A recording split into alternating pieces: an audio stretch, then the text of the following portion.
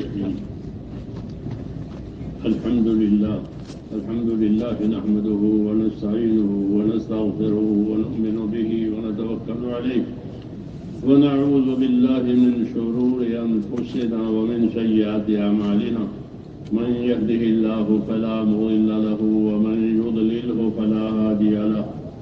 ونشهد أن لا إله إلا الله وحده لا شريك له. ونشهد أن سيدنا ومولانا محمدا عبده ورسوله صلى الله تعالى عليه وعلى آله وصحبه وبارك وسلم تسليما كثيرا. أما بعد فأعوذ بالله من الشيطان الرجيم. بسم الله الرحمن الرحيم. إن الذين قالوا ربنا الله ثم استقاموا تتنزل عليهم الملائكة ألا تخافوا ولا تحزنوا وأبشروا بالجنة التي كنتم توعدون. نحن أولياؤكم في الحياة الدنيا وفي الآخرة ولكم فيها ما تشتهي أنفسكم ولكم فيها ما تدعون نزلا من غفور رحيم. ومن أحسن قولا ممن دعا إلى الله وعمل صالحا وقال إنني من المسلمين. صدق الله العظيم.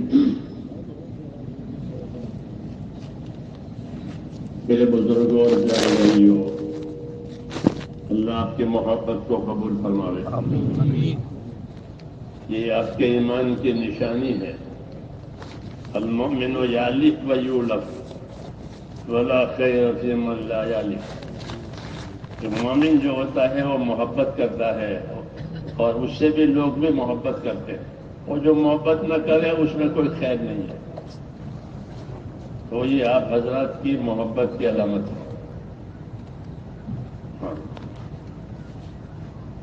اللہ تعالیٰ قبول فرمائے. دوسری بات یہ ہے کہ میری بات سمجھو، یہ نہ تماشا نہ بناؤ.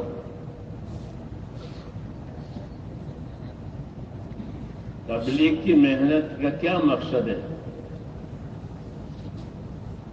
اللہ نے ہم کو ایک محنت دی ہے، ایک ذمہ داری دی ہے، تو اس کا کیا مقصد ہے؟ اس سے کیا چاہا جاتا ہے؟ تو بات یہ ہے میرے بھائیوں کہ دنیا کی زندگی یہ ذمہ داری کی زندگی ہے. خالی جینا نہیں ہے. وہ تو جانوروں کے لیے، وہ جیتے ہیں مر جاتے ہیں. اللہ نے انسانوں کی زندگی کو ایسا نہیں بنایا ہے، بلکہ انسانوں کی زندگی کا کوئی مقصد قرار دیا ہے. کہ انسانوں کی زندگی کا ایک مقصد ہے، اس کے لیے ان کو زندگی دی ہے. اور یہ فرمایا ہے کہ وما خلقت الجن والانس الا لیعبدون. میں نے انسانوں کو اور جناتوں کو صرف میری عبادت کے لیے پیدا کیا. یہ کہا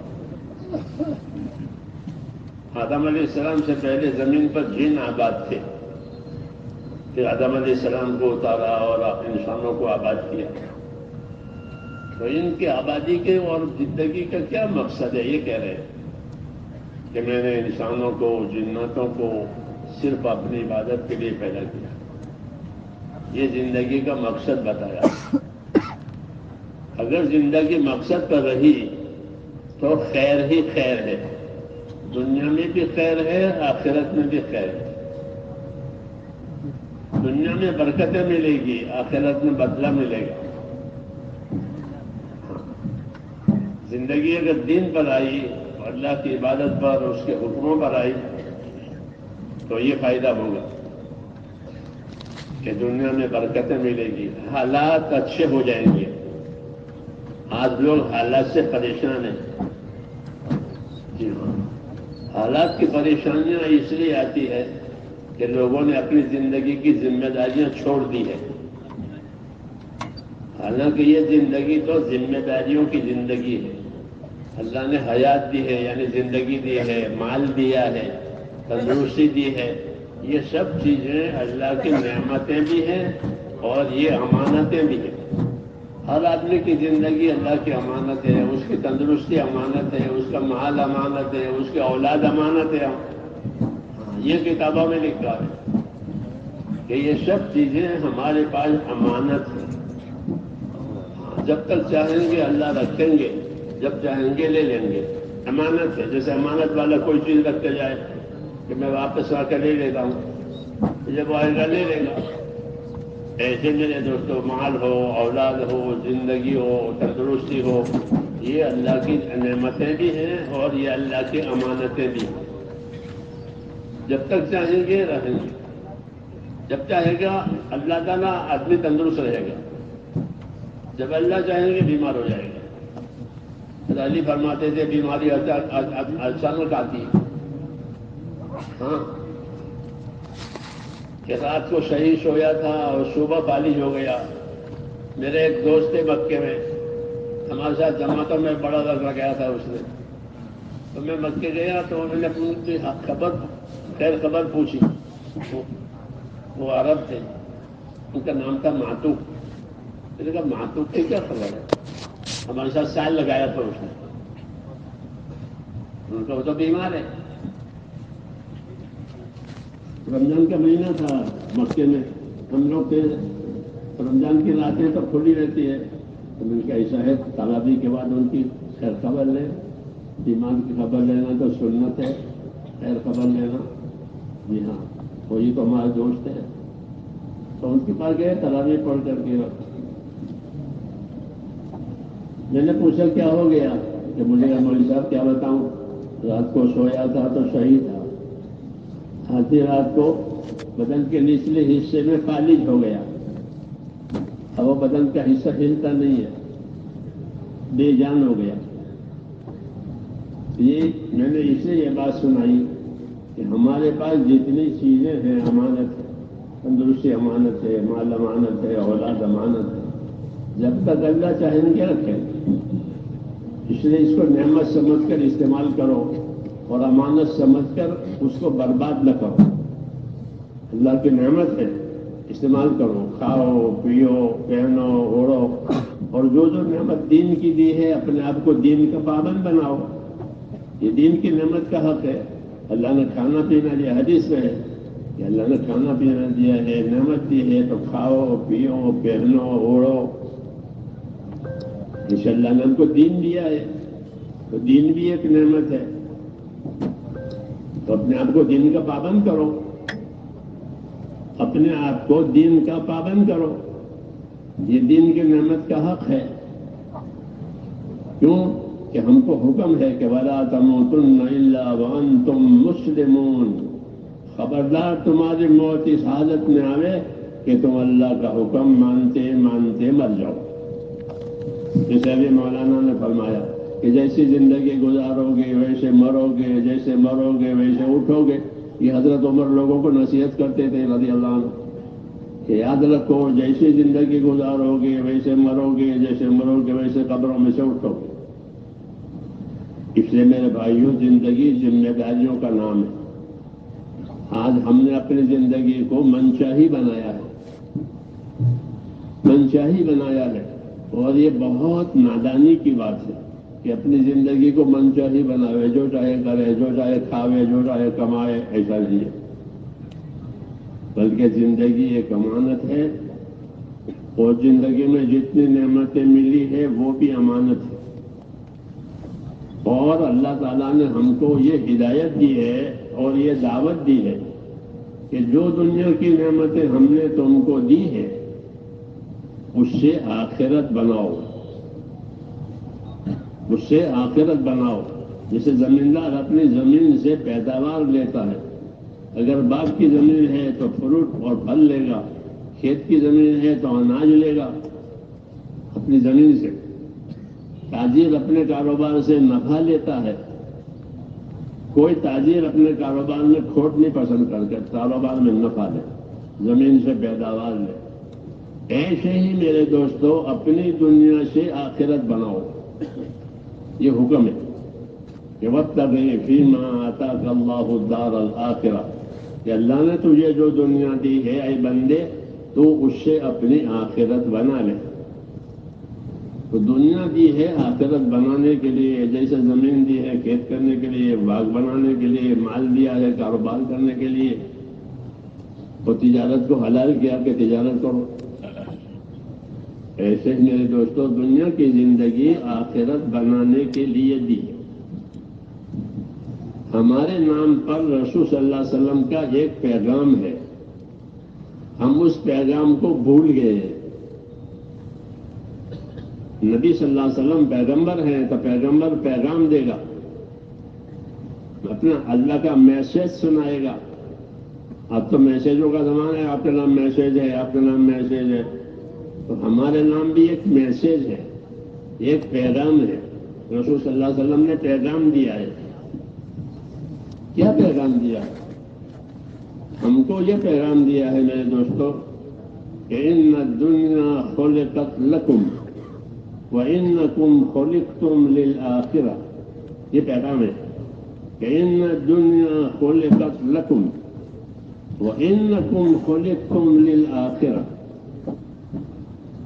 تمام انسانوں سے یہ بات کہی جا رہی ہے کہ اللہ نے دنیا کو تمہارے لیے پیدا کر دیا ہے. یہ اللہ کا انعام ہے کہ اللہ نے دنیا کو ہمارے لیے پیدا کیا. یہاں کا سونا، یہاں کی چاندی، یہاں کی ہر چیز اللہ نے ہمارے لیے پیدا کیا، یعنی انسانوں کے لیے پیدا کیا، کسی اور کے لیے نہیں پیدا کیا. دنیا کی ہر نعمت اللہ نے ہمارے لیے پیدا کی. تو حضور یہ فرما رہے ہیں کہ اللہ نے دنیا کو تمہارے لیے پیدا کیا ہے تاکہ تم اسے فائدہ اٹھاؤ، اپنا گزران کرو. اور اس طرح پیدا کیا ہے دنیا کو کہ دنیا کی کوئی بھی چیز آپ کے کام سے انکار نہیں کرے گی. پابند کیا ہے، پابند کیا ہے دنیا کی چیزوں کو. آپ سمندر میں سفر کریں گے تو سمندر انکار نہیں کرے گا کہ یہاں جگہ نہیں ہے. آپ سڑک پر چلیں گے تو زمین انکار نہیں کرے گی. ہاں، ہر چیز آپ کی خدمت کے لیے، آگ ہو، پانی ہو، ہوا ہو، ہر چیز آپ کی خدمت کے لیے. جانوروں کو آپ کی خدمت کے لیے پیدا کیا ہے. اتنا بڑا ہاتھی ہے، لوگ ہاتھی پر سواری کرتے ہیں، اب ہاتھی سے کام لیتے ہیں، ہاتھی سے کماتے ہیں، جانوروں سے کماتے ہیں. وہ جانور انکار نہیں کرتا، ورنہ جانور کی طاقت آدمی کی طاقت سے زیادہ ہے. تو کیا بات ہے کہ اللہ نے ان تمام دنیا کی چیزوں کو تمہارے کام میں لگایا ہے، تمہارے لیے پیدا کیا ہے. یہ حضور صلی اللہ علیہ وسلم فرما رہے ہیں. تو کیا بات ہے، کتنا بڑا انعام ہے کہ انسان کمزور ہے اور ہاتھی سے فائدہ اٹھاتا ہے. ہاں، ہاتھی پالتے ہیں، ہاتھی سے کماتے ہیں، جانوروں کو پالتے ہیں، جانوروں سے دودھ، دہی اور کیا کیا چیزیں کھاتے ہیں، پیتے ہیں، کماتے ہیں، تجارتیں کرتے ہیں. تو اسے یہ انعام ہے کہ اللہ نے دنیا کو تمہارے لیے پیدا کیا.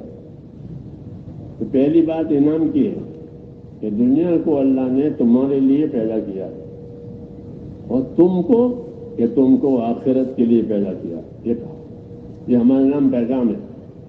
ہاں، تم کو آخرت کے لیے پیدا کیا.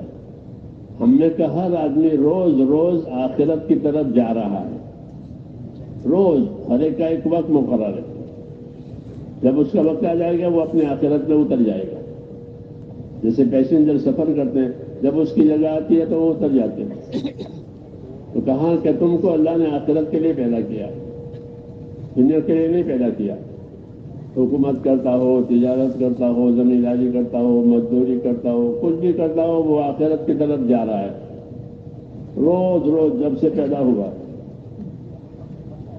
تو اسے پیغمبر صلی اللہ علیہ وسلم نے ہم کو یہ پیغام دیا کہ دنیا کو تمہارے لیے پیدا کیا ہے، تم کو آخرت کے لیے پیدا کیا. اللہ تم کو دنیا میں سے آخرت میں لے جائیں گے. ہاں، ہر ایک کا ایک وقت مقرر ہے. جب اس کا وقت آ جائے گا تو وہ آخرت میں اتر جائے گا، پھر واپس نہیں آئے گا. وہی اصلی جگہ ہے. ان الآخرۃ ہی دار القرار، کہ آخرت کہ وہ تو ہمیشہ ہمیشہ رہنے کی جگہ ہے. اگر آخرت بنائی ہے تو ہمیشہ کی خیر میں رہے گا، ہمیشہ کی رحمت میں رہے گا. آخرت بگاڑی ہے تو ہمیشہ کی آفت میں رہے گا. اس لیے آدمی ذمہ دار ہے، اپنی آخرت بناوے یا بگاڑے اس کی ذمہ داری ہے. اور آخرت میں کیا ہوگا رسول صلی اللہ علیہ وسلم نے ایک بات قسم کھا کر کے ہم کو سمجھائی ہے. قسم اس لیے کھائی تاکہ ان کو یقین ہو جائے کہ معمولی بات نہیں ہے، اہم بات ہے، اس لیے قسم کھائی. قسم کھا کر کے حضور صلی اللہ علیہ وسلم نے ہم کو یہ بات سنائی کہ والذی نفس محمد بیدہ ما بعد الموت دار الا الجنۃ او النار. کہ میں اس پروردگار کی قسم کھا کے کہتا ہوں جس کے قبضے میں میری جان ہے. کہ آپ قسم کھا کر کیا سمجھا رہے ہیں؟ قسم کھا کر یہ سمجھا رہے ہیں کہ ما بعد الموت دار الا الجنۃ او النار. کہ موت کے بعد آدمی کا ٹھکانہ یا جنت بنے گی یا دوزخ بنے گی، تیسری جگہ نہیں، تیسری جگہ نہیں ہے. یا جنت میں جائے گا یا دوزخ میں جائے گا. اس کی قبر یا جنت کا باغ بنے گی یا دوزخ کا ایک گھڑا اور کھڈا بنے گی. تیسری جگہ نہیں ہے. یہ بات قسم کھا کر کے کہی ہے، پیغام دیا ہے. اس لیے سمجھدار آدمی وہ ہے جو اپنے مستقبل کے بارے میں اور آگے جو حالات آنے والے ہیں اس کے بارے میں سوچا کرے. یہ نہیں کہ اپنے آخرت کو بھول جائے، موت کو بھول جائے، یہ نادان ہے. جو چیز آنے والی ہے اس کے بارے میں فکر مند رہے. وَلْتَنْظُرْ نَفْسٌ مَّا قَدَّمَتْ لِغَدٍ. فرمایا ہر آدمی سوچا کرے کہ اس نے آنے والی کل کے لیے کیا تیاری کی. ایک کل آنے والی ہے یعنی موت، کل آنے والی ہے یعنی قیامت. قیامت بڑی موت ہے، اپنی موت چھوٹی موت ہے. قیامت بڑی قیامت ہے، ہر آدمی کی موت اس کی اپنی قیامت ہے، یہ آئے گی ہر آدمی پر. تو فرمایا ہر آدمی سوچا کرے کہ اس نے اس کے لیے کیا تیاری کی. کیوں کہ دنیا کو عمل کی جگہ بنایا ہے اور آخرت کو نتیجے کی جگہ بتایا ہے. کہ یہاں جو کچھ کرے گا اس کا نتیجہ وہ مرنے کے بعد دیکھے گا. یہاں نتیجہ نہیں نظر آتا. آنکھیں کھلی ہے مگر نتیجہ نہیں نظر نہیں آتا. جب آنکھیں بند ہو جائے گی تو نتیجے آ جائیں گے. اب نگاہ تیز ہو جائے گی، ہاں نگاہ اس کی تیز ہو جائے گی.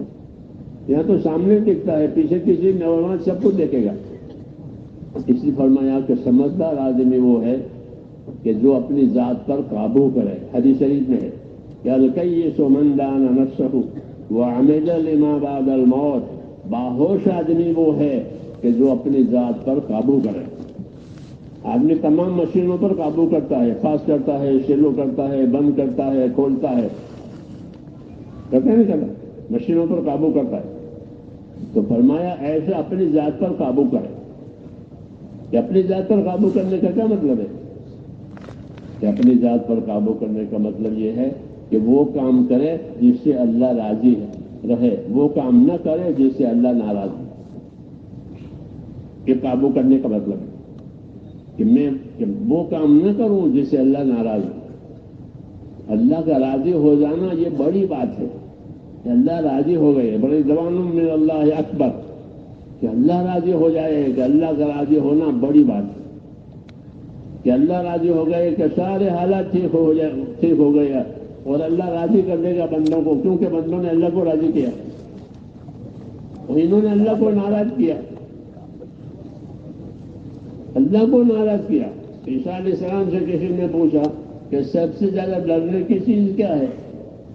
فرمایا سب سے زیادہ ڈرنے کی چیز اللہ کا ناراض ہونا، اللہ کا غضب، اللہ کا غصہ. یہ سب سے زیادہ ڈرنے کی چیز ہے کہ جس پر اللہ کا غصہ ہوا وہ تو کام سے گیا.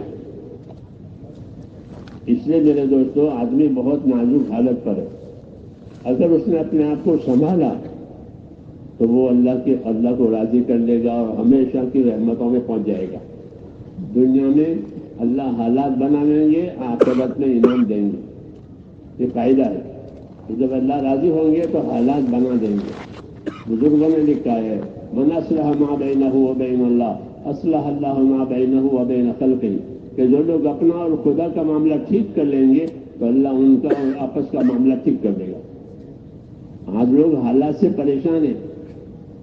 اس کا علاج یہ نہیں ہے کہ پریشانیوں کو گایا کرے کہ بہت پریشانی ہے، بہت پریشانی ہے. ایسا نہیں ہے. بلکہ پریشانی کا علاج بتایا ہے کہ اللہ کو راضی کرو. اللہ راضی ہوں گے ایمان سے. پہلی بات ایمان، لا الہ الا اللہ محمد الرسول اللہ، یہ ایمان کا کلمہ ہے. ہم اللہ پر ایمان لائے ہیں، ہم نے اللہ کو اللہ مانا ہے کہ اللہ ہی ہے اور وہی عبادت کے لائق ہے. اس کے ہاتھ میں سب کچھ ہے، حیات، موت، نفع، نقصان، عزت، ذلت، یہ سب اللہ کے ہاتھ میں ہے. اللہ چاہتے ہیں تو راتیں بڑی ہو جاتی ہیں، دن چھوٹے ہو جاتے ہیں. اللہ چاہتے ہیں تو دن بڑے ہو جاتے ہیں، راتیں چھوٹی ہو جاتی ہیں. تو جس طرح راتیں چھوٹی ہو گئی، دن بڑے ہو گئے، دن چھوٹے ہو گئے، راتیں بڑی ہو گئی، ایسے ہی انسانوں کے حالات. کبھی اللہ خوش ہوں گے تو ان کے حالات کھول دیں گے. ان کے حالات میں ان کو جیسے دن بڑا ہو گیا کہ ان کے حالات کھل گئے، سب پریشانیاں ختم ہو گئی.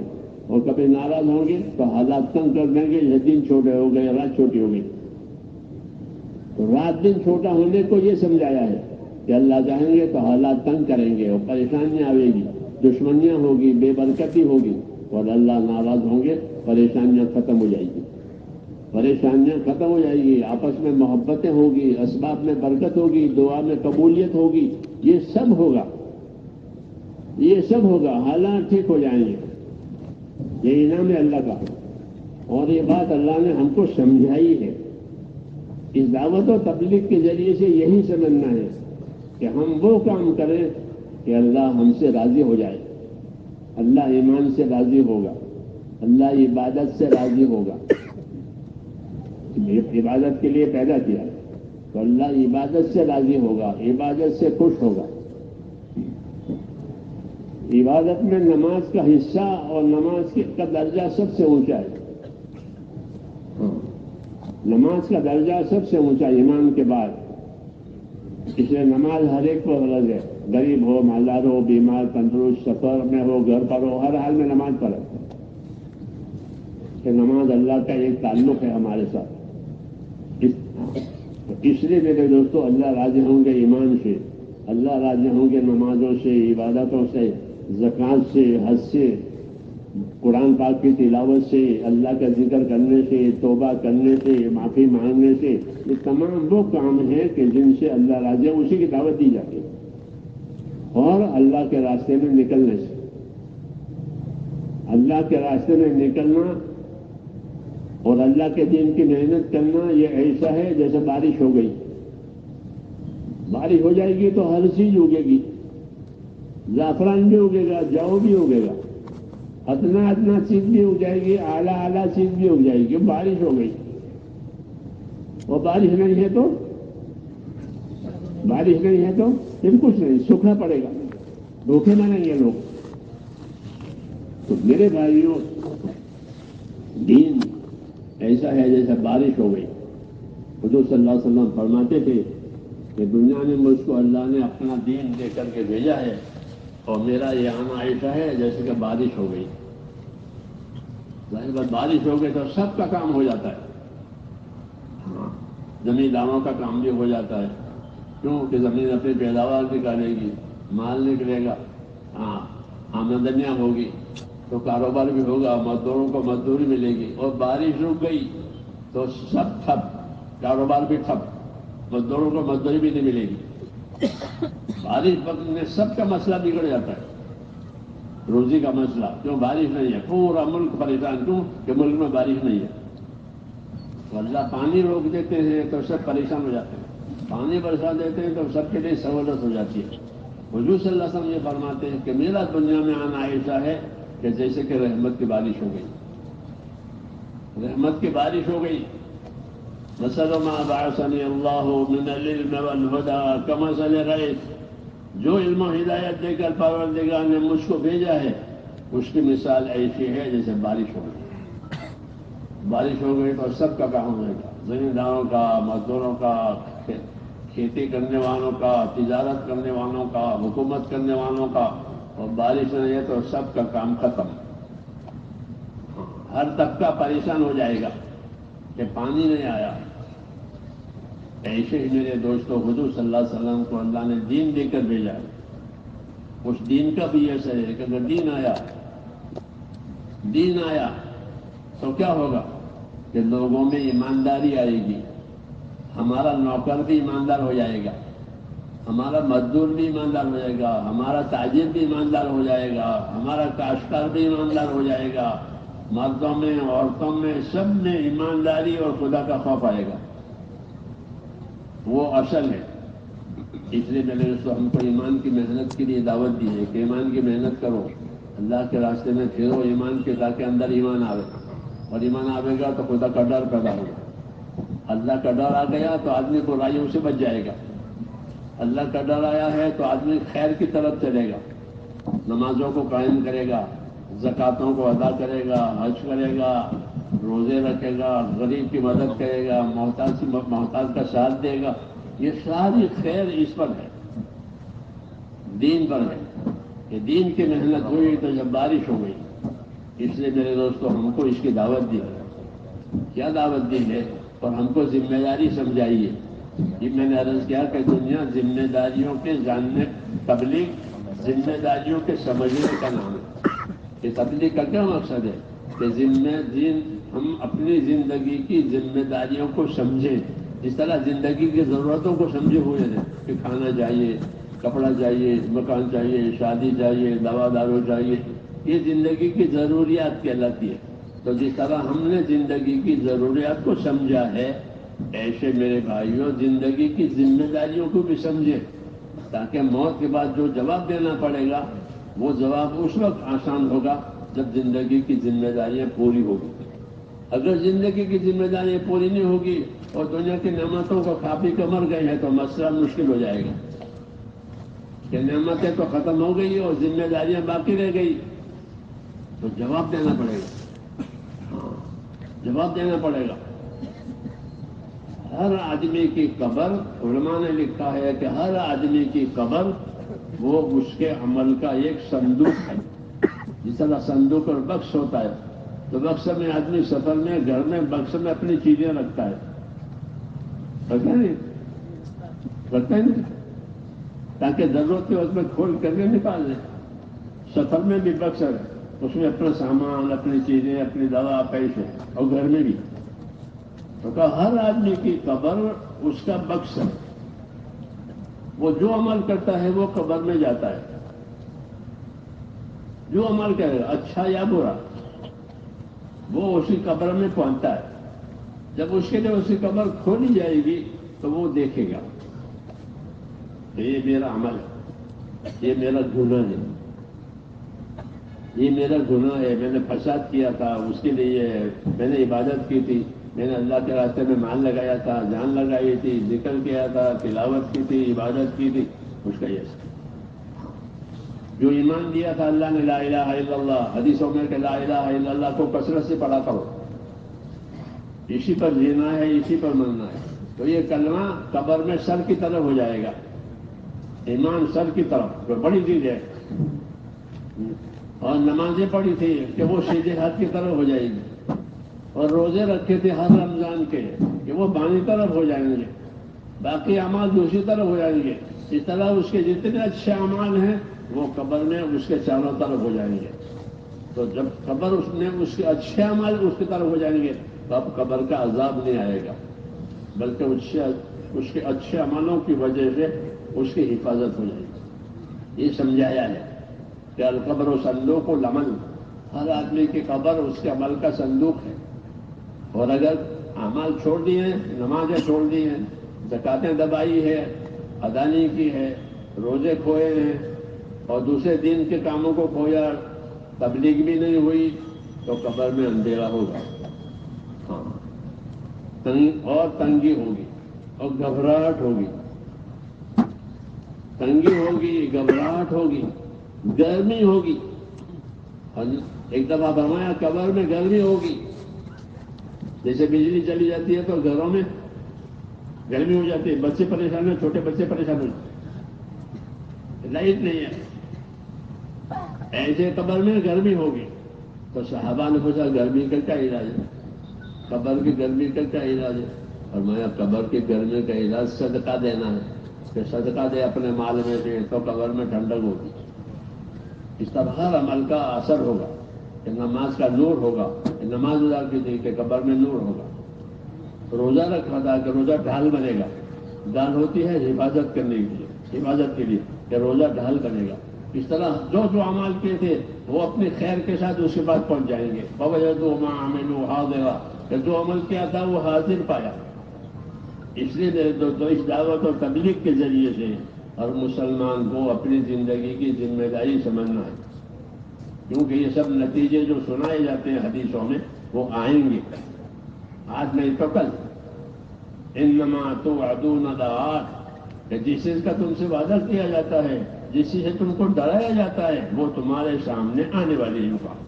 انما توعدون لآت وما انتم بمعجزین، اور تم اللہ کو لاچار نہیں کر سکتے. اللہ بڑا طاقت والا ہے، وہ چیزیں جو کی ہے وہ سامنے لائے گا. اس لیے میرے دوستوں یہ دعوت ہے اللہ کے دین کی، اور یہ محنت ہے تاکہ ہر آدمی اپنے آپ کو دیندار بناؤ. یہ پہلی ذمہ داری ہے کہ ہر مسلمان اپنے آپ کو دیندار بناؤ. جیسے مالدار بنانے کی فکر ہے، ڈگری لینے کی فکر ہے ہر ایک کو، ڈگری والا بن جاؤں، مال والا بن جاؤں، عہدے والا بن جاؤں. یہ ٹھیک ہے لیکن یہ موت تک ہے. موت پر ساری ڈگریاں اور سارے ختم. ایک چیز ہے جو ختم نہیں ہوگی، وہ کیا کہ دینداری. دینداری ہے کہ دینداری قبر میں جائے گی اور بے دینی بھی قبر میں جائے گی. اس لیے ہماری پہلی ذمہ داری یہ ہے کہ ہم اپنی ذات سے اپنے آپ کو دیندار بنائیں، اپنے ایمان کو صحیح کریں. ایسا ایمان بنانے اللہ کے راستے میں پھر کر کے جس سے خدا کا خوف پیدا ہو، آخرت کی فکر پیدا ہو. ایسا ایمان بنانا ضروری ہے. اگر ایمان نہیں بنے گا تو فرض برباد کرے گا، حرام میں پڑ جائے گا. تو حرام میٹھا ہوتا ہے، حرام میٹھا ہوتا ہے، تو حرام میں پڑے گا، فرضوں کو کھوئے گا، دوسروں کا حق دبائے گا. ایمان نہیں ہے. اور ایمان ہوگا تو اندر ڈر پیدا ہوگا، اللہ کے فرض ادا کرے گا، اللہ کے حرام سے بچے گا، کسی کا حق ہے تو ادا کرے گا، کسی کے ساتھ بھلائی کرے گا. ایمان سے یہ خیر وجود میں آتی ہے. اس لیے یہ ایمان کی محنت بھی ہے کہ اللہ کے راستے میں پھرو تاکہ ایمان تازہ ہو جائے. یہ ایمان کی محنت ہے. حدیثوں میں کہ ایمان کی محنت ضرور کرو، یہ جنت کا دروازہ ہے. ایمان کی محنت ضرور کرو کہ یہ جنت کا دروازہ ہے، اور اس کی وجہ سے اللہ تمہاری پریشانیوں کو ختم کرے گا. یہ حدیثوں میں ہے کہ دین کی محنت کرو گے، تبلیغ میں پھرو گے تو پریشانیاں ختم ہو جائیں گی اور جنت میں جانے کا راستہ کھل جائے گا. ہاں، یہ بشارتیں ہیں، ایسی بات نہیں ہے، بوگس بات نہیں ہے، بشارتیں کہ جب تم دین کی محنت کرو گے تو اللہ تعالیٰ تمہارے گناہوں کو معاف کرے گا. اور یہ جنت کا دروازہ ہے، تو تمہاری پریشانیوں کو اللہ اٹھا دے گا. آج لوگ پریشان ہیں، یہ ہر ایک کے پاس پریشانی ہے. اس کا یہ علاج بتایا کہ جب دین آئے گا تو پریشانیاں اٹھ جائے گی اور زندگی چین والی ہوگی، سکون والی ہوگی. من عمل صالحا من ذکر او انثى وهو مؤمن فلنحيينه حياة طیبة ولنجزینهم اجرهم باحسن ما كانوا يعملون. یہ کہا کہ جو لوگ ایمان لائیں گے اور ایمان لا کر اچھے اعمالوں میں اپنے آپ کو لگائیں گے تو ایسے بندوں کو دنیا میں جینے کے لیے اللہ پاک صاف زندگی دیں گے، جینے کے لیے صاف ستھری زندگی دیں گے. ابھی ہماری زندگی پریشانیوں میں میلی ہے، وہ میلی زندگی نہیں ہوگی، بلکہ فرمایا فَلَنُحْيِيَنَّهُ حَيَاةً طَيِّبَةً، ایسے لوگوں کو جینے کے لیے دنیا میں پاک صاف زندگی دیں گے کہ وہ ان کی زندگی گناہوں سے پاک ہوگی، بے ایمانی سے پاک ہوگی، پریشانیوں سے پاک ہوگی، دشمنی اور عداوت سے پاک ہوگی، بے برکتی سے بھی پاک ہوگی. اور اس میں برکتیں آئے گی، دعا میں قبولیت آئے گی، روزی میں برکت آئے گی، اور دلوں میں چین آئے گا، حیات طیبہ. تو فرمایا جو لوگ نیک عمل کریں گے ایمان لا کر، ان کو دنیا میں جینے کے لیے پاک زندگی دیں گے، اور جو آخرت میں دیں گے وہ اس سے الگ ہے، وہ اس سے بڑھ چڑھ کر ہے. اس لیے ہمارے پاس میرے دوستوں یہ معاملہ ہے کہ ہماری زندگی ایک ذمہ داریوں کی زندگی ہے. ہاں، اس کو سمجھنے کے لیے اللہ نے رسول صلی اللہ علیہ وسلم کو بھیجا تاکہ سمجھائیں. حضور صلی اللہ علیہ وسلم نے اپنی باتوں سے، قرآن کریم کی آیتوں سے ہم کو اپنی زندگی کی ذمہ داری سمجھائی ہے، لیکن ہم بہت دور ہو گئے. جہالت آ گئی ہے، جہالت آ گئی. جہالت کا کیا مطلب ہے کہ زندگی کی ذمہ داریاں بھول گئے. جو حقوق ہمارے اوپر واجب ہوتے تھے وہ حقوق کی بھی ہمیں خبر نہیں ہے کہ ہم پر کیا کیا حق واجب ہے. حالانکہ دنیا حقوق ادا کرنے کی جگہ ہے، آخرت بدلہ پانے کی جگہ ہے. جو حقوق ادا کر کے جائے گا وہ بدلہ پائے گا، جس نے حقوق برباد کیے وہ کیسے بدلہ پائے گا. ان باتوں کو سمجھنے کے لیے میرے دوستوں یہ دعوت و تبلیغ ہے. یہ دعوت و تبلیغ میں جائیں گے تو یہ جہالت دور ہو جائے گی. جو نشہ ہمارے اوپر چڑھا ہوا ہے غفلت کا، وہ نشہ اتر جائے گا. ہاں پکی بات کہہ رہا ہوں، صحیح وقت لگائے اللہ کے راستے میں تو نشہ اتر جائے گا. آخرت کی فکر پیدا ہوگی، دین سے محبت پیدا ہوگی، اللہ کی عبادت سے محبت پیدا ہوگی. ہاں آپس کے تعلقات بھی صحیح ہو جائیں گے. جس طرح مدینے کے لوگ پہلے دشمن تھے، جب حضور صلی اللہ علیہ وسلم مدینے تشریف لے گئے، ان کو دعوت دی، ان کو تبلیغ کی، ان کو دین سمجھایا، اور انہوں نے آپ صلی اللہ علیہ وسلم کی باتوں کو قبول کر کے عمل کے لیے تیار ہو گئے. ان کے حالات بدل گئے، ان کی تنگیاں دور ہو گئی، دشمنیاں دور ہو گئی. ہاں ورنہ دشمنیاں چل رہی تھی، خون ریز لڑائیاں ہوتی تھی، اور زندگی میں کوئی برکت نہیں تھی، بہت پریشان تھے. وہ ساری پریشانیاں ختم. ایک بیماری بھی مدینے میں تھی، جیسے ایک وبا ہوتی ہے بیماری. لوگ جو مدینے جاتے تھے ان کو بخار آتا تھا، ایک خاص قسم کا بخار، حما یثرب کہتے تھے.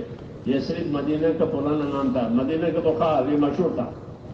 حضور صلی اللہ علیہ وسلم کے جانے سے اور دین کے پہنچنے سے وہ بخار بھی ختم ہو گیا.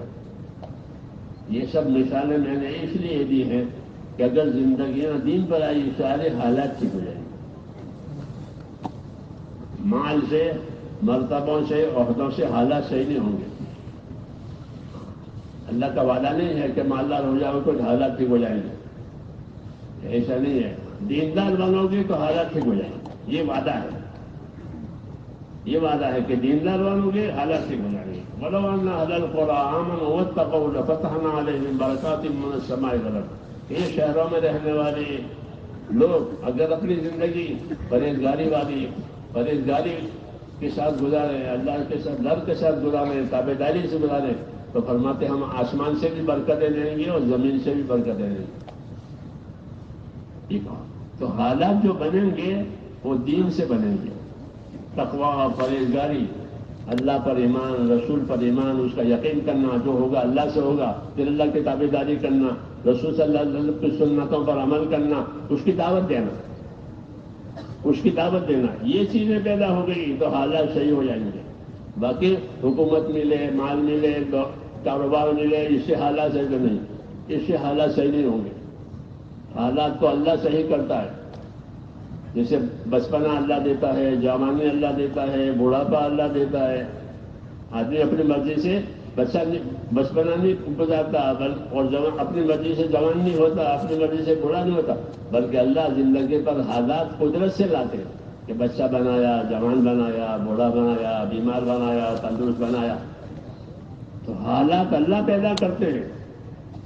اس لیے کہا وفی انفسکم افلا تبصرون، تم اپنی حالت کو اپنے اندر نہیں دیکھتے کہ اللہ تمہارے اندر حالات پیدا کرتے ہیں. پہلے بچپنا پیدا کیا، پھر جوانی پیدا کی، پھر بوڑھاپا بنایا، پھر موت کی. تو یہ حالات کس نے پیدا کیے؟ کہ اللہ نے پیدا کیے. ایسے ہی زندگی میں حالات، خوشگوار حالات، ناگوار حالات، یہ اللہ لاوے گا. کب لاوے گا؟ کہ جب اللہ راضی ہوگا. اس لیے میں نے پہلے بات کہی تھی کہ بزرگوں نے یہ لکھا ہے کہ جو لوگ اپنا اور خدا کا معاملہ ٹھیک کر لیں گے تو اللہ ان کا اور مخلوق والا معاملہ ٹھیک کریں گے. ہاں سب کے ساتھ معاملے تھے، آسمان بھی ہمارے ساتھ، زمین بھی ہمارے ساتھ، ہوا پانی بھی ہمارے ساتھ، دل بھی ایک سو جائیں گے. سارے حالات ایک ہی علاج ہے، وہ ہے دین. کہ دین آ گئے تو اللہ راضی ہو کر کے سارے حالات ٹھیک کرے گا، یہ وعدہ ہے. اس لیے میرے دوستوں ہمیں دنیا میں دین کے ساتھ زندگی گزارنی ہے. جب دنیا میں دین کے ساتھ زندگی گزاریں گے تو آخرت کی کامیابی ہوگی. آخرت کی کامیابی ہوگی اور دنیا میں برکتیں ہوگی. دنیا کی برکت ملے گی، آخرت کا بدلہ ملے گا. یہ اس پر ہے کہ زندگی میں دین آوے، ایمان آوے، عبادت آوے، اخلاق آوے، اخلاص آوے، یہ چیزیں زندگیوں میں آوے۔ اس کے لیے کوئی فکر نہیں ہو رہی ہے، پیسوں کی فکر ہو رہی ہے۔ اللہ کے پیسوں سے کام نہیں بنتے، اللہ کی قدرت سے کام بنتے ہیں۔ اللہ دکھاتا ہے پیسے بھی ہے اور کام نہیں بن رہا ہے، دوا بھی ہے اور تندرستی نہیں ہو رہی ہے، ایسے حالات اللہ لا رہے ہیں تاکہ پتہ چلے کہ کرنے والا کون ہے؟ اللہ ہے اور کوئی نہیں۔ اس لیے حدیثوں میں ہمیں یہ دعوت دی ہے کہ اللہ کو راضی کر لو سارے حالات ٹھیک ہو جائیں گے۔ اللہ کو راضی کر لو سارے حالات ٹھیک ہو جائیں گے۔ اور اللہ راضی ہوگا دین سے، بے دینی سے ناراض ہے، بے دینی سے ناراض ہے، دین سے راضی ہے۔ اس لیے میرے بھائیوں اس محنت کا یہی مقصد ہے کہ زندگیوں میں دین آوے، ایمان میں قوت آوے، عبادت کا شوق پیدا ہو جائے، گناہوں سے خوف پیدا ہو جائے، ایک دوسرے کا حق ادا کرنے والے بنے۔ ہاں یہ مقصود ہے۔ اور اپنے دین کے لیے جان مال لگانے والے بنے۔ مسلمان اپنے دین کے لیے جان مال لگاتا ہے تاکہ دنیا میں دین آوے۔ ہمارے ذمے ہے کہ دین کے پابند بنو، دین کی نصرت کرو، اپنے دین کے پابند بھی بنو اور اپنے دین کے مددگار بھی بنو۔ دین کی مدد کے لیے یہ عمل دیا ہے اور پابندی کے لیے دین سیکھنا ہے۔ دین سیکھیں گے تو دین کی پابندی ہوگی، دین سے جاہل رہیں گے تو کیسے پابندی ہوگی؟ تو اللہ کے راستے میں نکل کر یہ چیزیں پیدا کرنی ہے۔ تو اس کے لیے سب حضرات نیت کرو کہ انشاءاللہ یہ کرنا ہے۔ انشاءاللہ نیت کرو کہ انشاءاللہ ہم اسے کریں گے۔ ہاں، ایک عمل نیت ہے، پہلے آدمی نیت تو کرے، نیت ہی نہیں ہے تو کیسے کام ہوگا؟ ارادہ ہی نہیں ہے، ارادہ ہی نہیں ہے۔ اس سے پہلے تو یہ کہ انشاءاللہ میں اللہ کے راستے میں جاؤں گا، اپنا دین سیکھوں گا، دوسروں کو دعوت دوں گا، اپنا دین سیکھوں گا، دوسروں کو دعوت بھی دوں گا۔ یہ نیت کریں، پھر نیت کر کے پھر اپنے آپ کو تیار کریں۔ اب آپ حضرات نے ماشاءاللہ نیت کی ہے، اب یہ بتاؤ کہ اس جلسے سے اس اجتماع سے 4 مہینے کے لیے کون تیار ہے؟